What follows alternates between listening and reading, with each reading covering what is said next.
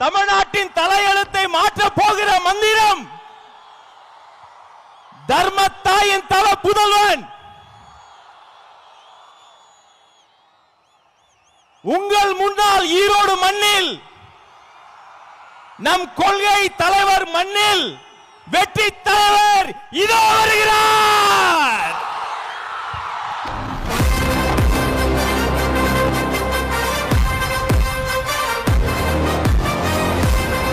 Hello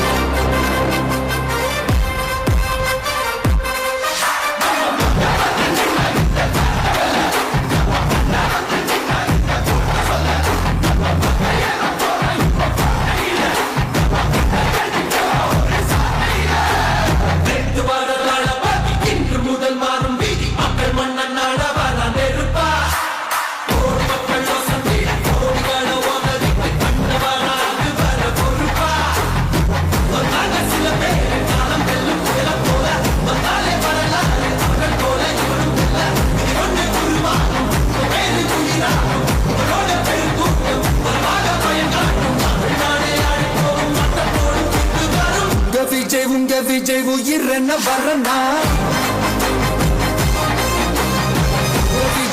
Vijay எளியவன் குரல்னா விஜய் தனியா இல்ல கடல்னா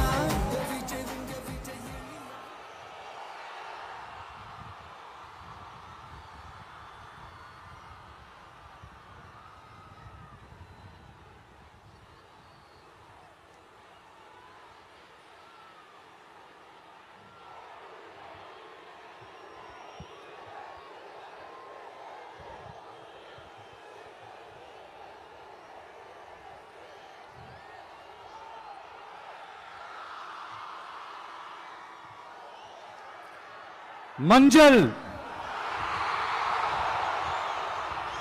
மஞ்சள் பொதுவா நல்ல காரியங்கள் ஸ்டார்ட் பண்றதுக்கு முன்னாடி இந்த மஞ்சள் எடுத்து வச்சுதான் ஸ்டார்ட் பண்ணுவாங்க. நம்ம வீட்டில் கூட நம்ம அம்மா அக்கா தங்கைகள் நமக்காக நாம நல்லா இருக்கணும்ன்றதுக்காக மஞ்ச புடவை கட்டிக்கிட்டு தான் வேண்டிக்குவாங்க. அப்படி அந்த மஞ்சள்னாலே ஒரு தனி வைப்பு தாங்க. நம்ம கொடியில கூட அந்த வைப்ரண்டான அந்த எனர்ஜெட்டிக்கான அந்த மஞ்சள் இருக்குமே, அந்த மாதிரி மங்களகரமான மஞ்சள் விளையிற பூமி தான் இந்த ஈரோடு பூமி. இங்க வந்து மஞ்சளை பத்தி பேசாம வேற எங்க போய் பேசுறது? அது மட்டும் இல்ல, இங்க ஒரு மகத்தான ஒரு மனிதரை பத்தி நம்ம பேசியே ஆகணும். இந்த ஈரோடு மண் விவசாயத்துக்கும் பேர் போன மண். இங்க நடக்கிற அந்த விவசாயத்துக்கு மிக முக்கியமான ஒரு கவசமா இருக்கிறது என்ன தெரியுமா? காலிங்கராயன் அணை, காலிங்கராயன் கால்வாய். காலிங்கராயன் அணை கட்டினதுலையும் கால்வாய் வெட்டினதுலையும் உயிரான உணர்வு பூர்வமான நிறைய விஷயங்கள் இருக்குது. அப்படி அந்த ப்ராசஸ்ல அவர் அந்த அணை கட்டும் போதும் கால்வாய் வெட்டும் போதும் ரொம்ப சோர்வடைஞ்சிட்டாராம். அப்ப அவங்க அம்மா அதை பார்த்துட்டு சொன்னாங்களாம், மகனே காளிங்கா, தயிர் வித்த காசு தாழ்வாரம் வரைக்கும் இருக்குது, மோர் வித்த காசு முகுட வரைக்கும் இருக்குது, அதை எடுத்துக்கிட்டு போய் அணைய கட்டியா கால்வாய வெட்டியான்னு சொல்லி தைரியம் கொடுத்தாங்களாம். பெத்த அம்மா கொடுக்கிற அந்த தைரியம் இருக்கு பாருங்க, அதை தாண்டி வேற எதுவுமே கிடையாதுங்க. ஒரு மனுஷனால எதையும் சாதிச்சு காட்ட முடியும். அப்படி ஒரு தைரியத்தை தான் இப்ப நீங்க என்னுடைய அம்மா அக்கா தங்கைகள் நண்பா நண்பிகள் தோழர்கள் எல்லாரும் எனக்கு கொடுத்திருக்கிறீங்க. அதே தைரியத்தை, அதே துணையா என் கூட நிக்கிறீங்க. இதை எப்படி நம்ம பிரிச்சு விடலாம், இதை எப்படி நம்ம கெடுக்கலாம், என்னெல்லாம் அவதூறுகள் நம்ம விஜய் மேல சொல்லி மக்களை நம்ப வைக்கலாம், என்னெல்லாம் சூழ்ச்சிகள் நம்ம விஜய் மேல பண்ணி மக்களை நம்ப வைக்கலாம். இப்படி சூழ்ச்சிகளை மட்டுமே நம்பி பொழப்ப நடத்துற சில சூழ்ச்சிக்கார கூட்டங்கள் இதை தொடர்ந்து செஞ்சுக்கிட்டு தான் இருக்கு. ஆனா அவங்களுக்கு தெரியாது இது இன்னைக்கு நேத்து வந்த உறவு இல்ல. கிட்டத்தட்ட 30-33 வருஷத்துக்கு மேல இருக்கிற உறவு. ஏன் நான் சினிமாவுக்கு வந்தப்போ எனக்கு வயசு 10. அப்பல இருந்தே இந்த உறவு ஸ்டார்ட் ஆகி போயிட்டு இருக்குன்னு அவங்களுக்கு தெரியாம போச்சு. அதனால என்ன பண்ணாலும், நீங்க என்ன ட்ரை பண்ணாலும், எல்லாத்தையும் விட்டுட்டு மக்களுக்காக வந்திருக்கிற இந்த விஜய மக்கள் ஒரு நாளும் கைவிட மாட்டாங்க. மக்கள் கூடவே நிக்கிறாங்க, கூடவே நிப்பாங்கன்னு அவங்களுக்கு தெரியாம போச்சு. என்னப்பா நிப்பீங்கல்ல? உங்களை நம்பிதாப்பா வந்திருக்கிறேன். அதான் இந்த சத்தம் தாங்க வாழ்நாள் பூரா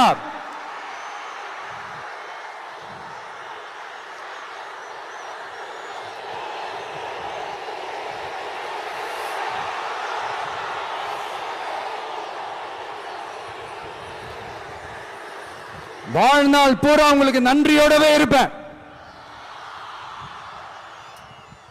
இப்போ நம்ம காளிங்கராயன் அவர்கள் அணையை கட்டுறதுக்காக பவானிக்கு போய் பார்க்கும்போது ஒரு இடத்துல ஒரு பாம்பு வந்து உட்கார்ந்துச்சான், படுத்துச்சான். அது படுத்த இடத்துல தான் அவர் அணையை கட்ட ஸ்டார்ட் பண்ணாராம். அப்புறம் அந்த பாம்பு வளைஞ்சி நெளிஞ்சி போற இடத்துலலாம் கால்வாயை வெட்டினார்னு சொல்லி சில வாய்மொழி கதைகள்லாம் சொன்னாங்க. தண்ணியை சேமிச்சு வச்சு குடிக்கிறதுக்கும் விவசாயத்துக்கும். தம்பி கீழே இறங்கு, தம்பி கீழே இறங்குப்பா, பிளீஸ் கீழே இறங்குப்பா.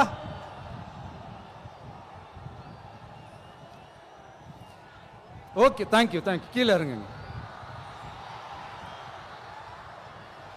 கீழே இறங்குப்பா. நீ இறங்கினாதான் புத்தம் கொடுப்பேன்.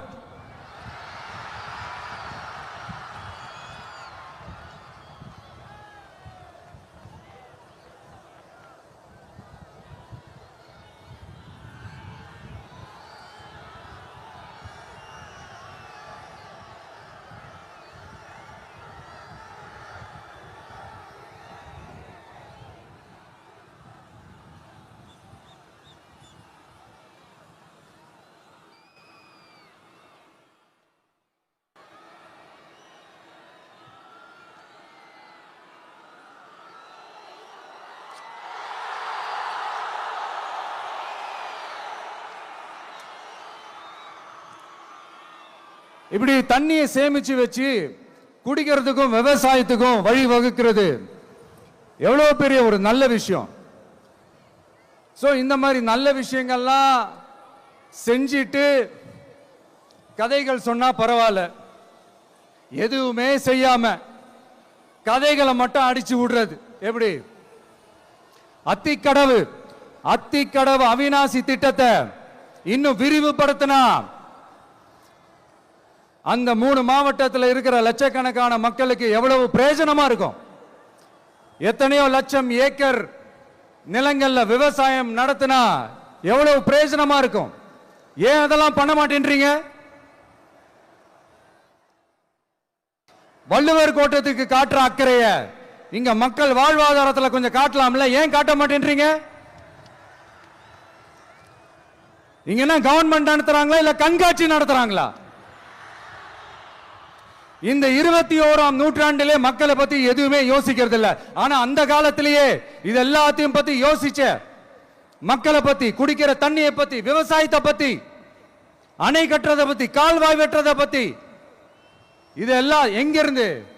பவானியிலிருந்து நொய்யலாறு வரைக்கும் கால்வாய் வெட்டி இதெல்லாத்தையும் பத்தி யோசிச்ச காளிங்கராயன் அவர்களுக்கு கோடி கும்பிடு போட்டாலும் பார்த்தாதுங்க. இப்படி அந்த காலத்துல இருந்த ஒரு ஹீரோவை பத்தி பேசிட்டு இந்த காலத்துல அதாவது 1920th செஞ்சுரியில இருந்த ஒரு ஹீரோவையும் பத்தி நம்ம பேசி ஆகணும்ல. ஒருத்தர் இலகிய மனம் கொண்ட ஹீரோனா இன்னொருத்தர் இரும்பு மாதிரி அயன் மேன் தான். எஸ், நம்ம ஈரோடு கடப்பாறை தான்.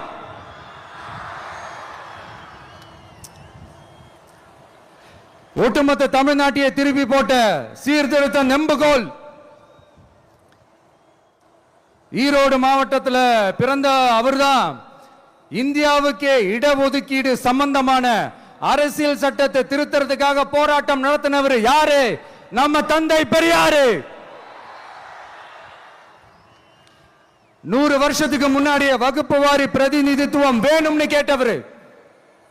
அன்னைக்கும் சரி இன்னைக்கும் சரி ஒரு ஆச்சரியத்தோட பார்க்கக்கூடிய ஒரு மனிதர், நம்மளுடைய கொள்கை தலைவர். அப்ப அண்ணாவும் எம்ஜிஆரும் யாரு?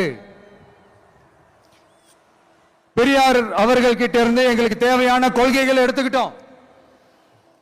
அவரை ஃபாலோ பண்ற, அவரை வழிகாட்டி ஏத்துக்கிட்ட அண்ணா அவர்கள் கிட்ட இருந்தோம், எம்ஜிஆர் அவர்கள் கிட்ட இருந்தோம் தேர்தல் அணுகுமுறையை எடுத்துக்கிட்டோம். அண்ணாவும் எம்ஜிஆரும் தமிழ்நாட்டோட சொத்து. அவங்கள பயன்படுத்துறத பத்தி யாரும் இங்க கம்ப்ளைண்ட்லாம் பண்ண முடியாது. அண்ணா எங்களோடது, எம்ஜிஆர் எங்களோடது, நீங்களா எடுத்துக்க கூடாது அப்படிலாம் யாரும் இங்க அழுதுட்டு இருக்க முடியாது, சொல்லிவிட்டேன். அதனால நாங்க ஒரு வழியில அரசியல் செஞ்சுக்கிட்டு போயிட்டு இருக்கிறோம். உங்களுக்கு தான் டிவிக்கு ஒரு பொருட்டே இல்லைல்ல, அப்புறம் ஏன் கதறீங்க? அப்புறம் ஆளாளுக்கு அங்க போயிட்டு இங்க போயிட்டு புலம்பி தள்ளிக்கிட்டு இருக்கிறீங்க. இது எப்படி இருக்கு தெரியுமா? எனக்கு பயம் இல்ல, எனக்கு பயம் இல்ல அப்படின்னு சத்தமா சவுண்ட் விட்டுக்கிட்டே சத்தமா பாட்டு பாடிக்கிட்டு இந்த நடுங்கிக்கிட்டே சின்ன பசங்க நடந்து போவாங்க, அந்த மாதிரி இருக்கு. முதல்ல மண்டையில இருக்கிற கொண்டைய மறைங்க சார்.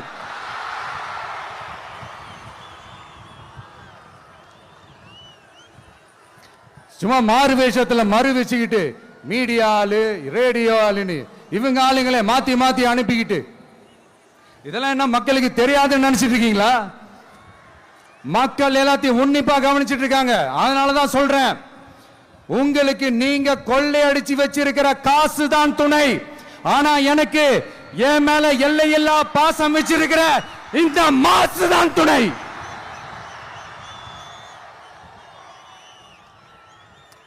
இப்படி நமக்கு துணையா இருக்கிற ஈரோடு மக்களுக்காக நான் இப்போ குரல் கொடுக்கலாம் வந்திருக்கிறேன்.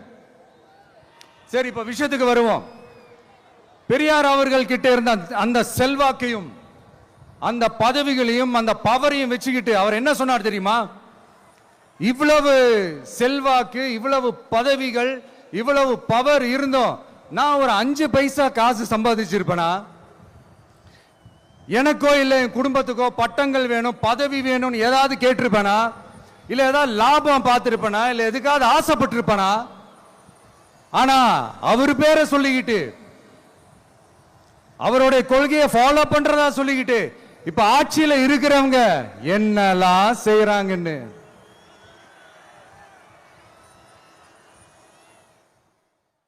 அதனாலதான் சொல்றோம், பெரியார் பேரை சொல்லிக்கிட்டு தயவு செஞ்சு கொள்ளையடிக்காதீங்கயா, தயவு செஞ்சு கொள்ளையடிக்காதீங்க. அவரு பேரை சொல்லிக்கிட்டு பெரியார் பேரை சொல்லி கொள்ளையடிக்கிற இவங்க தான் நம்மளுடைய அரசியல் எதிரி. மக்களை நீங்க சொல்லுங்க, நம்மளுடைய அரசியல் எதிரி யாரு? நம்மளுடைய கொள்கை எதிரி யாரு? ரிப்பீட், நம்மளுடைய அரசியல் எதிரி யாரு? நம்மளுடைய கொள்கை எதிரி யாரு? உங்களுக்கு புரியுதுல்ல? எனக்கு அது போதும்யா, எனக்கு வேற எதுவுமே தேவையில்லை.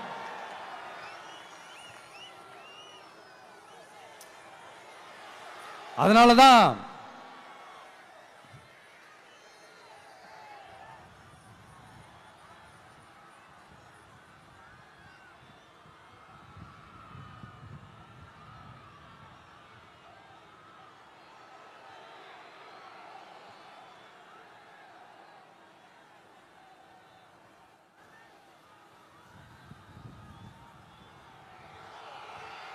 உங்களுக்கு நம்மளை பத்தி நம்ம அரசியலோட நீங்க எல்லாரும் என்னோட அரசியலோட கனெக்டடா இருக்கீங்கன்றது ரொம்ப தெளிவா தெரியுது. அதனால எனக்கு அது போதும். அதனாலதான் எதிரிகள் யாருன்னு சொல்லிட்டு களத்துக்கு வந்திருக்கிறோம். அதனால அவங்கள மட்டும் தான் எதிர்ப்போம். அதுவும் அந்த எதிரிகள் யாரு இப்போ இங்க 2026 சட்டமன்ற தேர்தலில் களத்தில் இருக்கிறாங்களோ அவங்கள மட்டும் தான் எதிர்ப்போம். சும்மா களத்திலே இல்லாதவங்களையும் களத்துக்கும் அவங்களுக்கும் சம்பந்தமே இல்லாதவங்களையும் எதிர்க்கிற ஐடியாலாம் இல்ல பாஸ். நீங்க கேட்கிறீங்கன்றதுக்காக எதிர்த்துட்டு இருக்க முடியாது பாஸ். எங்களுக்கு நிறைய வேலை இருக்குது.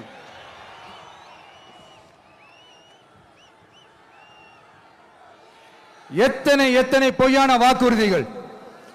வந்த உடனே நீட்டை ரத்து செய்வோம், கல்வி கடனை ரத்து செய்வோம், கேஸ் சிலிண்டருக்கு மானியமா 100 ரூபாய் தருவோம், என்னெல்லாம் அடிச்சு விட்டுட்டு இன்னி வரைக்கும் கேட்கிறேன், இதெல்லாம் சொன்னாங்களே செஞ்சாங்களா? இவங்க எப்பவுமே இப்படிதான், சொல்றது ஒண்ணு செய்யறது ஒண்ணு. திமுகவும் பிரச்சனைகளும் ஃபெவிகால் போட்டு ஓட்டின ஃப்ரெண்ட்ஸ் மாதிரி ஒன்னில இருந்து ஒன்ன பிரிக்கவே முடியாது. இப்போ ஈரோடு பகுதியில் இருக்கிற பிரச்சனையை பத்தி பேசுவோம். பெரியார் பேரை மட்டும் சொல்லிக்கிட்டு எப்படி அவரோட கொள்கைகளுக்கு எதிராக செயல்படுறாங்களோ அப்படிதான் இந்த மஞ்சள் நகரத்தோட மஞ்சளுக்கும் ஒண்ணும் பண்ணல, மஞ்சள் விவசாயிகளுக்கும் ஒண்ணும் பண்ணல. ஆராய்ச்சி மையம், சிறப்பு மையம்னு கோடியா டெண்டர் விட்டாங்க, பேருக்கு கட்டிடத்தை கட்டினாங்க. ஆனா உலகமே போட்டி போட்டு வாங்குற மஞ்சளை மதிப்பு கூட்டி விற்பனை செய்ய, அதாவது அதோட வேல்யூ இன்க்ரீஸ் பண்ணி நம்ம விவசாயிகளுக்கும் இந்த மாவட்ட மக்களுக்கும் நன்மை செய்ய இதுவரைக்கும் என்ன செஞ்சிருக்காங்கன்னு யோசிச்சு பார்த்தா ஒரு பெரிய ஜீரோ தான். கரும்பு நெல்லுக்கு அரசாங்கம் விலை பிக்ஸ் பண்றாங்க, அதையும் ஒழுங்கா பண்றதில்ல, ஒவ்வொரு முறையும் பிரச்சனை.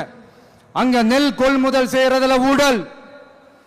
சரி, நாம கஷ்டப்பட்டு விளைய வச்சது வீணா போக கூடாதுன்னு நினைச்சு நம்ம விவசாயிகள் கேட்கிற லஞ்சத்தை கொடுத்தாலும் அதுக்கப்புறம் கூட அந்த கொள்முதல் ஒழுங்கா நடக்கிறது இல்லை. அதையும் தாண்டி ஏதோ ஒரு விலை விவசாயிகளுக்கு கிடைக்குது. அப்படிலாம் இல்லாம ஒழுங்கா நேர்மையா நம்ம மஞ்சளுக்கும் நியாயமான விலை பிக்ஸ் பண்ணி தரமான விதைகளை கொடுத்தா என்ன குறைஞ்சா போயிடுவாங்க? இதெல்லாம் யோசிக்கிறதுக்கு அவங்களுக்கு நேரமே இல்லை. 24x7 அவங்களோட யோசனை என்ன தெரியுமா? இந்த விஜயை எப்படி முடக்கலாம், தமிழக வெற்றி கழகத்தை எப்படியெல்லாம் முடக்கலாம், அப்படிதான் அவங்களுடைய சிந்தனையே 24x7.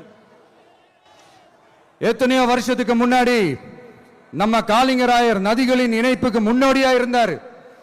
பவானி ஆத்துல வர அதிகமான தண்ணி அணை கட்டி தேக்கி தண்ணீர் வறட்சியான பகுதிகளுக்கு அனுப்பினாரு.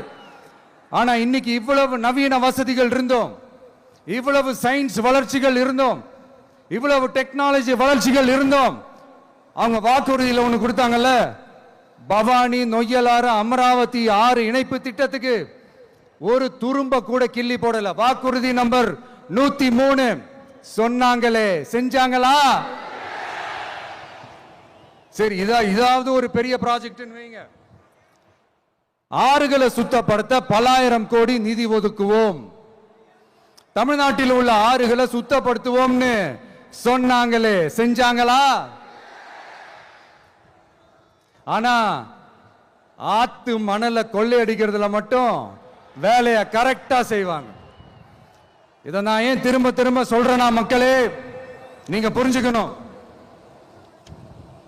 கொஞ்சம் மசந்தா மற்ற மாவட்டங்கள்ல மணல் காணாம போன மாதிரி, மலைகள் காணாம போன மாதிரி, நம்ம மாவட்டத்தில் தனி வளத்தை கொடுத்த செம்மண்ணும் காணாம போறதுக்கு வாய்ப்பு இருக்கு மக்களே.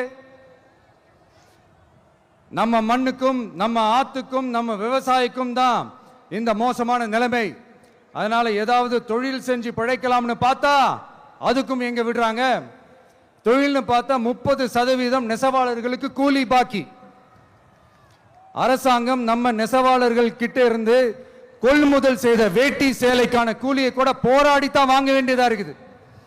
அது சலுகையோ உதவியோ நலத்திட்டமோ கிடைக்காது. நம்ம உழைப்புக்கான ஊதியம், நம்மளோட உரிமை, அதுக்கே போராட வேண்டிய நிலையில தான் இந்த அரசாங்கம் நம்மளை வச்சிருக்கு. நல்லா பார்த்துக்கங்க மக்களே, உரிமைக்கு குரல் கொடுத்தவங்க தான் இவங்க. சிறு குறு தொழில்கள் பீக் ஹவர்ஸ் சார்ஜ்னு கரண்ட்டுக்கு அநியாய விலை வச்சு அதையும் செய்ய விடாம நம்மளை முடக்கிடுறாங்க. அந்த பீக் ஹவர்ஸ் சார்ஜ் கொள்ளையால எத்தனை வருஷமா எவ்வளவு பேர் பாதிக்கப்படுறோம், எவ்வளவு தொழில்கள் பாதிக்கப்படுது. நாமளும் கத்துறோம், போராடுறோம், கோரிக்கை வைக்கிறோம். எதையாவது இவங்க கண்டுக்கிறாங்களா? கொஞ்சம் யோசிங்க. ஏன் கண்டுக்க மாட்டேன்றாங்கன்னு கொஞ்சம் யோசிங்க. அப்பதாங்க பிரைவேட்ல அதிக விலைக்கு கரண்ட் வாங்க முடியும், அதுக்கு டெண்டர் விட முடியும். அப்படி டெண்டர் விட்ட மேட்டர்ல எல்லாம் என்ன நடக்கும்னு உங்களுக்கும் தெரியும், எனக்கும் தெரியும், நம்ம எல்லாருக்குமே தெரியும். இந்த மாதிரி ஈரோடுல மட்டும் இல்ல, எந்த மாவட்டத்துக்கு போனாலும் பிரச்சனைகள் மேல பிரச்சனைகள் தான்.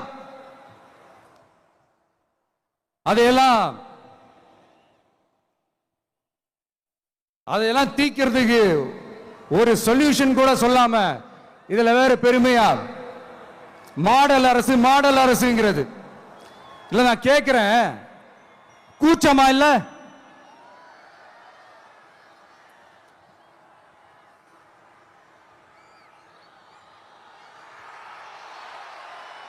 இதெல்லாம் கேட்டா அப்படியே நம்ம பக்கம் யூட்டர்ன் அடிச்சு வந்துருவாங்க.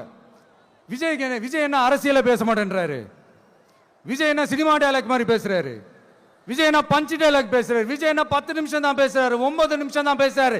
நான் எத்தனை நிமிஷம் பேசினா உங்களுக்கு என்ன சார்? நான் எப்படி பேசினா உங்களுக்கு என்ன சார்? உள்ள விஷயம் என்னன்னு பாருங்க சார். ஒவ்வொரு மாவட்டத்துக்கும் போய் மக்கள் ஃபேஸ் பண்ற பிரச்சனைகளை எடுத்து பேசிட்டு இருக்கிறேன். பின்ன அது அரசியல் இல்லாம வேற எதுதான் அரசியல்?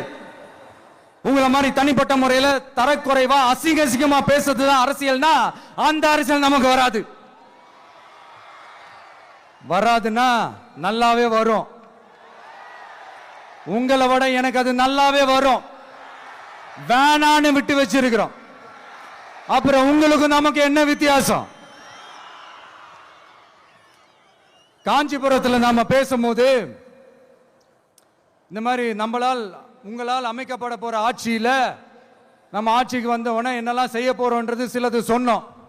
அதையெல்லாம் தப்பா புரிஞ்சுக்கிட்டு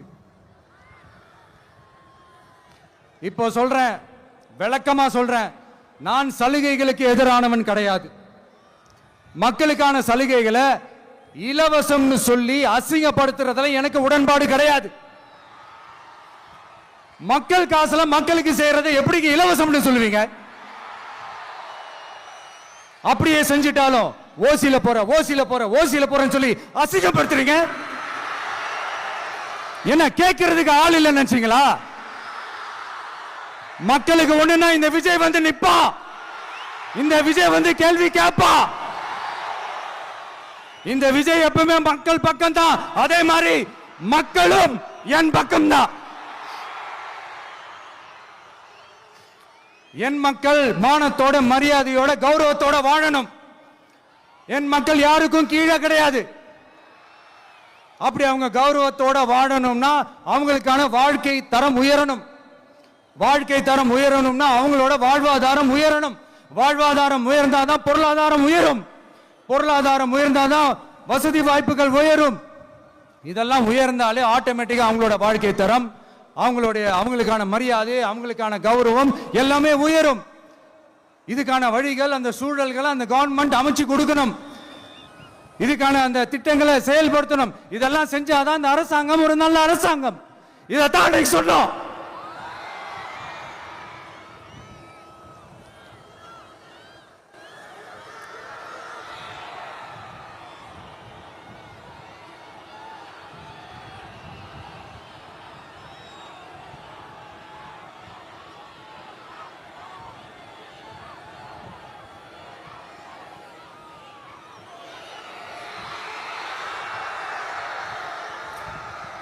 இதத்தான் அன்னைக்கு சொன்னோம். உடனே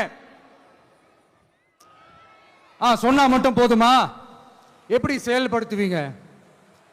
நாங்க என்ன வாயிலேயே வடை சுடுறதுக்கு டிஎம்கேவா? டிவி கேடா?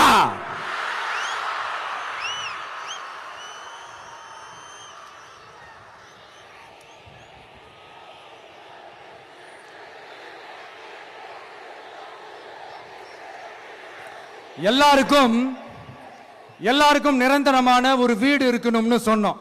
உடனே எங்க ஆட்சியிலே நாங்க எல்லாரும் வீடு கட்டி கொடுத்துட்டோமே அப்படிங்கிறது இல்ல. நான் கேட்கிறேன், இங்க உங்களை தான் கேட்கிறேன், இங்க வாடகைக்கு இருக்கிறவங்களே இங்க யாரும் இல்லையா?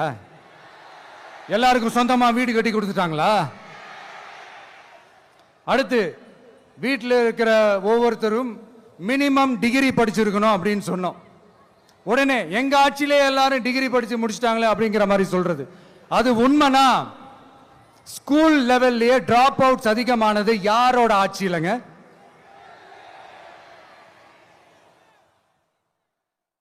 பசங்க பிள்ளைங்க யாரும் ஸ்கூல்ல சேரலன்னு சொல்லிட்டு எனக்கு தெரிஞ்சு 207 கவர்மெண்ட் ஸ்கூல்ஸ் மூடினது யாரோட ஆட்சியிலங்க? இதுல கல்வியில் சிறந்த தமிழ்நாடுன்னு டிராமா வேற. அடுத்து குடும்பத்தில் ஒருத்தருக்கு நிரந்தரமான வருமானம் வரணும், வேலை வாய்ப்பு கிடைக்கணும் அப்படின்னா நாங்க கொடுக்காத வருமானமா, நாங்க கொடுக்காத வேலையா அப்படிங்கிறது. எத்தனையோ லட்சம் காலி பணியிடங்கள் நிரப்புவோம்னு வாக்குறுதி கொடுத்துட்டு ஆட்சிக்கு வந்தீங்கல்ல, எத்தனை லட்சம் காலி பணியிடங்களை நிரப்புனீங்க? அட்லீஸ்ட் 1 லட்சம் காலி பணியிடங்களாவது நிரப்புனீங்களா? இதெல்லாம் சொல்லிட்டு மக்களை ஏமாத்துறது யாரோட ஆட்சியிலங்க? அடுத்து ரொம்ப முக்கியமா, பெண்களுக்கு பாதுகாப்பு இல்ல, சட்டம் ஒழுங்கு சரியா இல்லைன்னு சொன்னா தமிழ்நாட்டில் பெண்கள் பாதுகாப்பு தான் அதிகமா இருக்குதான். நீங்க சொல்லுங்க மக்களே, பெண்கள் பாதுகாப்பு இருக்கு? சட்டம் ஒழுங்கு சரியா இருக்கு? அவங்க சொல்றது உண்மையா? அவங்க சொல்றதை நீங்க ஏத்துக்கிறீங்களா? சத்தமா கேக்குதா சார்? இதுதான் ரியாலிட்டி, இதுதான் நிஜம். நம்மளுடைய ஆட்சியில சட்டம் ஒழுங்குல சமரசமே இருக்காது. அதனாலதான் இவ்வளவு ஸ்ட்ராங்கா சொல்றோம், தைரியமா இருங்க மக்களே. இந்த மாதிரி விஷயங்கள்லாம் நம்ம மக்கள் கிட்ட எடுத்து சொன்னா உடனே இந்த இது எடுத்துட்டு வந்துருவாங்க.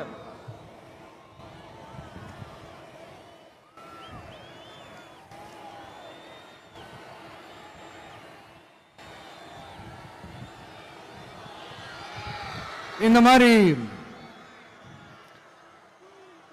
இதெல்லாம் என்னென்ன செய்ய போறோன்றது சிலதெல்லாம் காஞ்சிபுரத்தில் சொன்ன மாதிரி சொன்னா எல்லாத்தையும் தப்பா திருச்சி பேசிக்கிட்டு அவதூறு பரப்பிக்கிட்டு.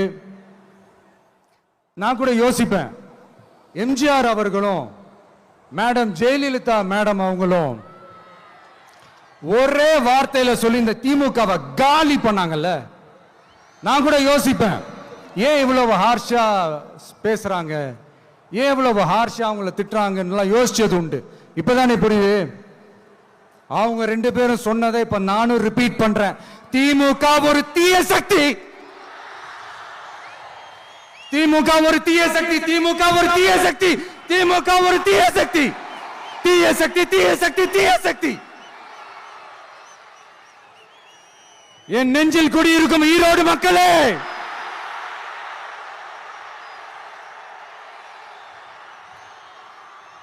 டிவிகே ஒரு தூய சக்தி.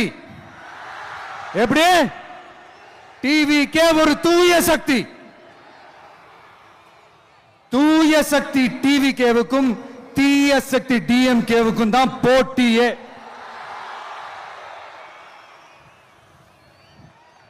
என்ன முடக்கலாம்னு நினைக்கிறீங்க, ஆனா இந்த சத்தத்தை ஒரு நாள் உங்களால முடக்க முடியாது. மக்கள் விரோத திமுக அரசை வீழ்த்த மக்கள் சக்தியான நம்மளால மட்டும்தான் முடியும். அண்ணன் செங்கோட்டையன் அண்ணன் அவர்கள் நம்ம கூட வந்து சேர்ந்தது நமக்கு ஒரு மிகப்பெரிய ஒரு பலம். அந்த மாதிரி செங்கோட்டையன் அண்ணன் அவர்கள் மாதிரி இன்னும் நிறைய பேர் வந்து சேர இருக்கிறாங்க. அவங்க எல்லாருக்குமே அந்த உரிய அங்கீகாரத்தை கொடுப்போம். அது மட்டும் இல்ல, அப்புறம் இன்னொரு விஷயம் சொல்ல மறந்துட்டேன். இப்போ ரீசண்டா ஒரு இடத்துல நம்ம சிஎம் சார் அவர்கள் பேசும்போது சொன்னாங்க, என் கேரக்டரையே புரிஞ்சுக்க மாட்டேங்கிறேன். இது சினிமா டயலாக் இல்லையா? நான் ஏதாவது பேசினா சினிமா டயலாகா? சார் பேசினா அது சினிமா டயலாக் இல்லையா? சிலப்பதிகாரத்திலிருந்து எடுத்ததான் அந்த லைன், என் கேரக்டரையே புரிஞ்சுக்க மாட்டேன்றது. உங்களை எப்படிதான் சார் புரிஞ்சுக்கிறது? எந்தெந்த விஷயத்துலலாம் சார் உங்க கேரக்டர் நாங்க புரிஞ்சுக்கிறது?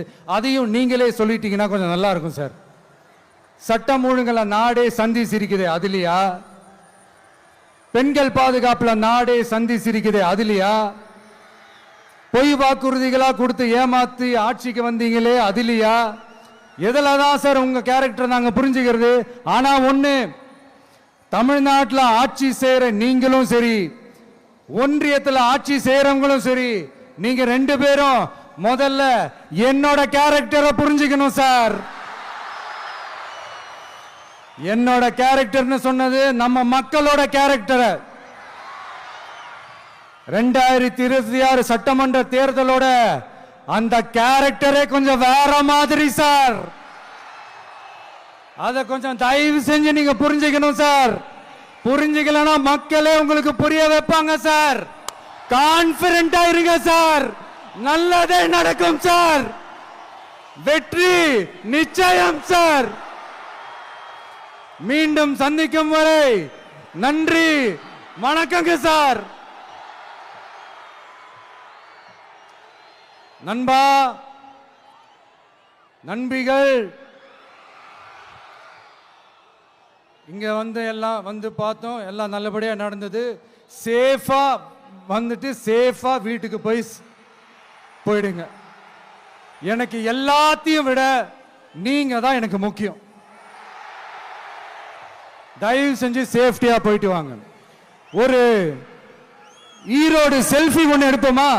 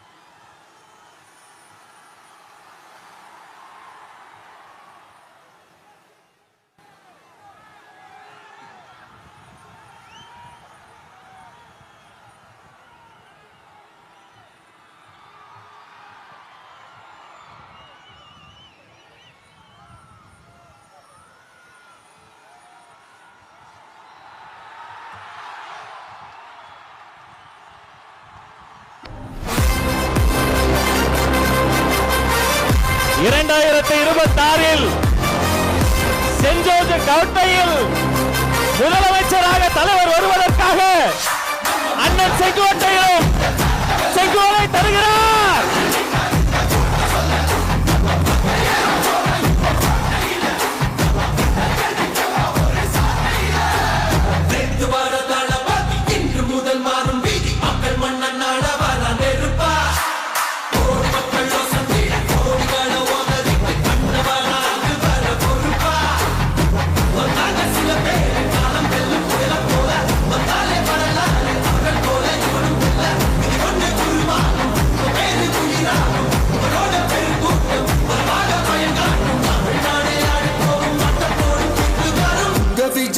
விஜய் உயிர் என்ன வரனா?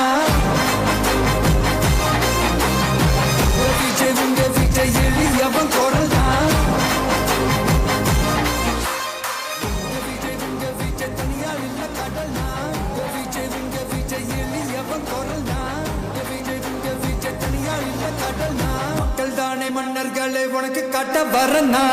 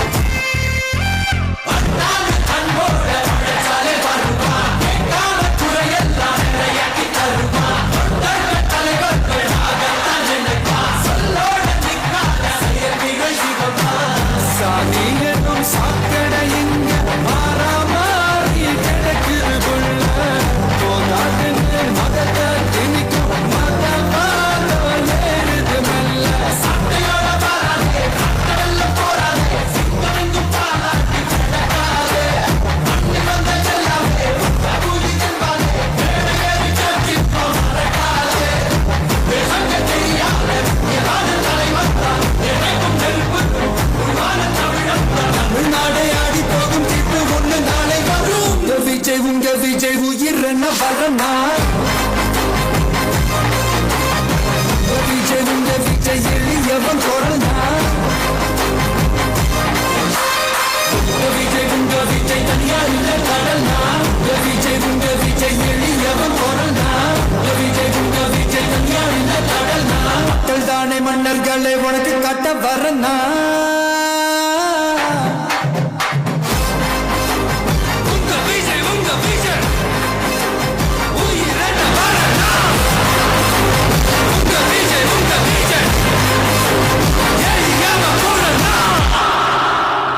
உங்க விஜய் நான் வரேன்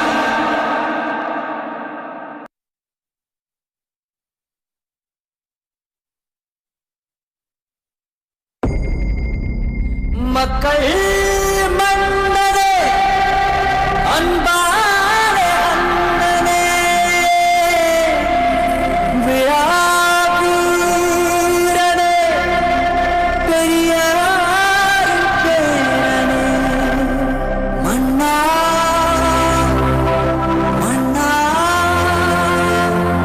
எங்க உரிமை காவல்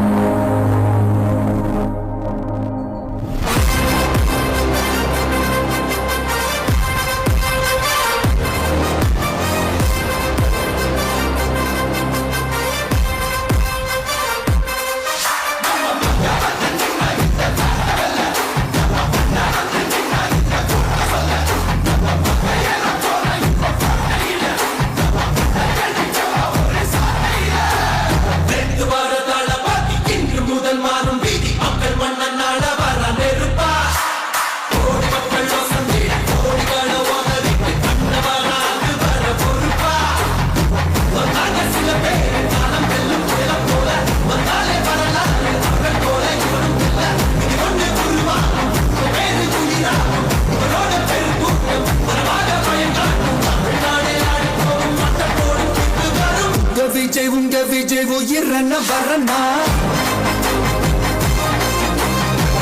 விஜய் உங்க விஜய் எளியவன் குரல்னா விஜய் உங்க விஜய் தனியா இல்ல கடல்னா விஜய் உங்க விஜய் எளியவன் குரல்னா விஜய் உங்க விஜய் தனியா இல்ல கடல்னா மக்கள் தானே மன்னர்களை உனக்கு கட்ட வரனா